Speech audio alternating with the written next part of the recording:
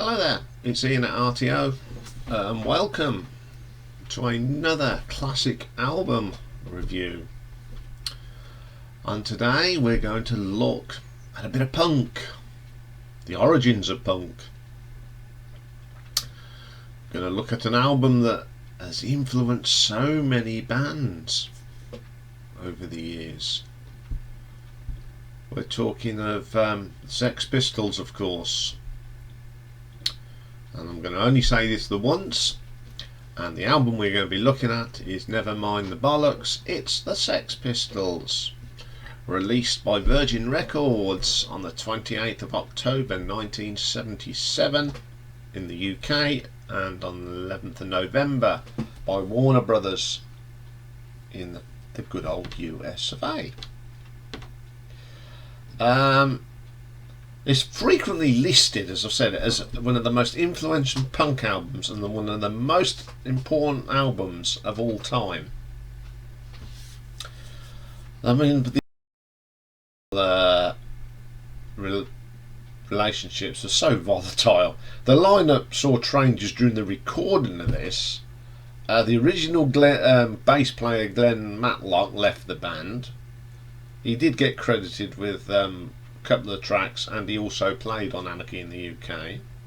They brought in Sid Vicious, who was credited of two of the songs that the band wrote while he joined. But of course, by the time it was released, the Sex Pistols were already very controversial, having sworn live on TV, been fired from 2 record labels, banned from playing live in some parts of Britain. And the title album had controversy. And people find the word, you know what, very offensive. Many record stores refused to carry it.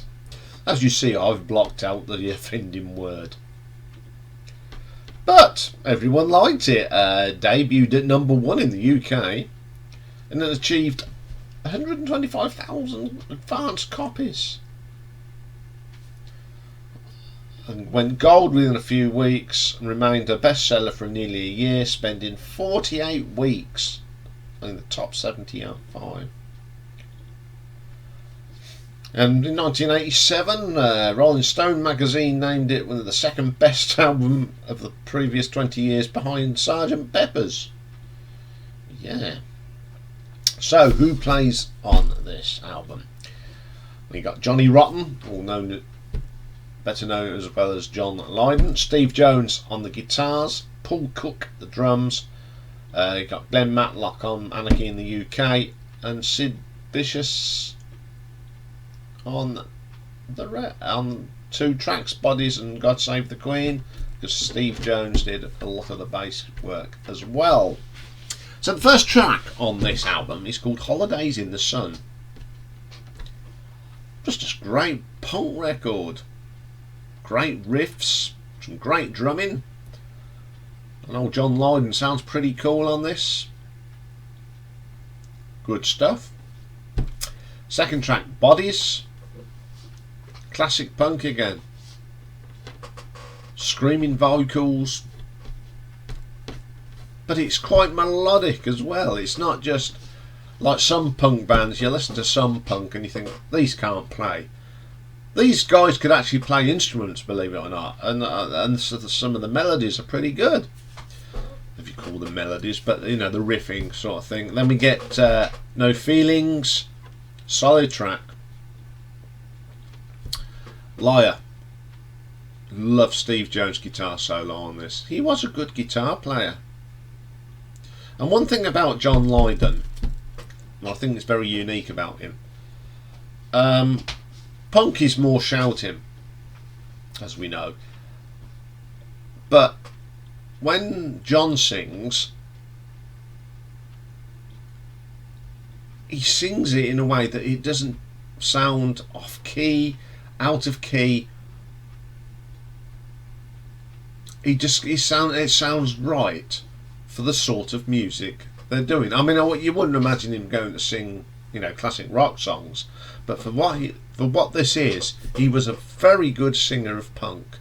Other people tried to do that, and they failed. Some people, but I think John was spot on.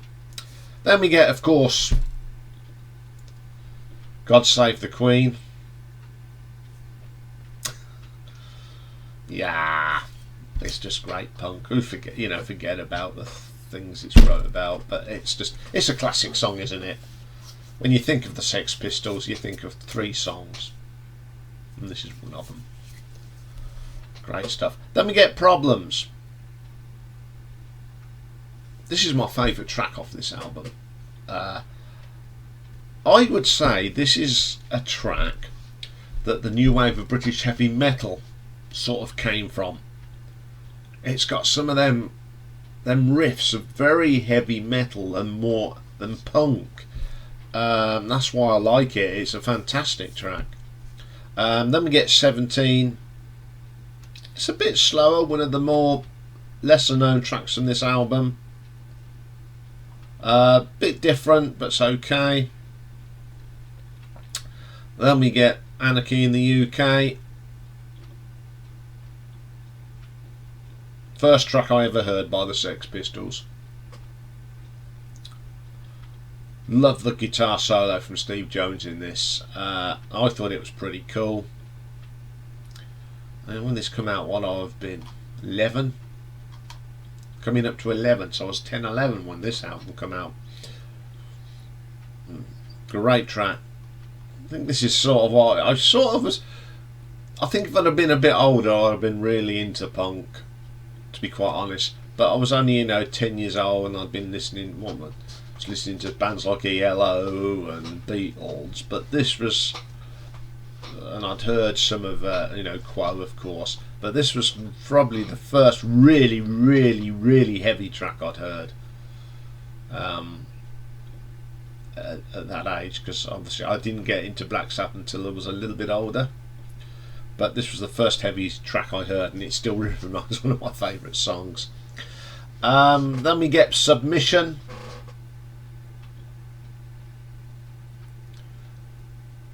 Oh yeah, it's a great little track. Again, one of the deeper tracks. It's got little bits that you can think that of other bands that went on to do, like the Undertones and the Police. Again, showed so much influence on other music. Then we get the classic punk song of all time, Pretty Vacant. Pretty good track, benchmark track for punk. Awesome stuff. Then we get New York, just another of them great punk tracks. Awesome stuff. The last track, E.M.I. Yeah, basically takes the mickey out of a certain record company. Bit of a poke at them. Excellent stuff. Okay, I think this is one of the most influential albums of the 1970s. Without a doubt. Without this, we wouldn't have had heavy metal, I don't think. You've got 2 bands that were sort of thing, the Sex Pistols and the Ramones. Probably the very, very similar sound. Both really influential bands on both sides of the Atlantic. I know a lot of people don't like the Sex Pistols, but it is the best ever punk album made. We went on to get bands like Stiff Little Fingers and Sham 69, but this is where it all really started for me. I didn't buy the album itself till I was 16.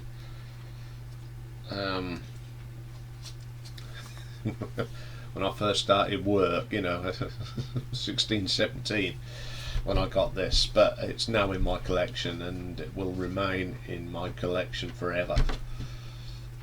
So I'll give this an RTO ranking of 9 out of 10. Okay, that's the show's done for today. What have we got coming up tomorrow? Well, we've got an album ranking of a newish American rock band called The Pretty Reckless. They're probably one of my favourite newer rock bands. I've only been into them, 6 or 7 months. I think right at the very start of the channel, really. One of my friends, she helped me start this channel up. With a little bit of a PR guru. She was telling me about bands like this, and I listened to them, and I've now got all their albums, so that's how good I think they are. And then we got retro ranking tomorrow. Got another tribute show.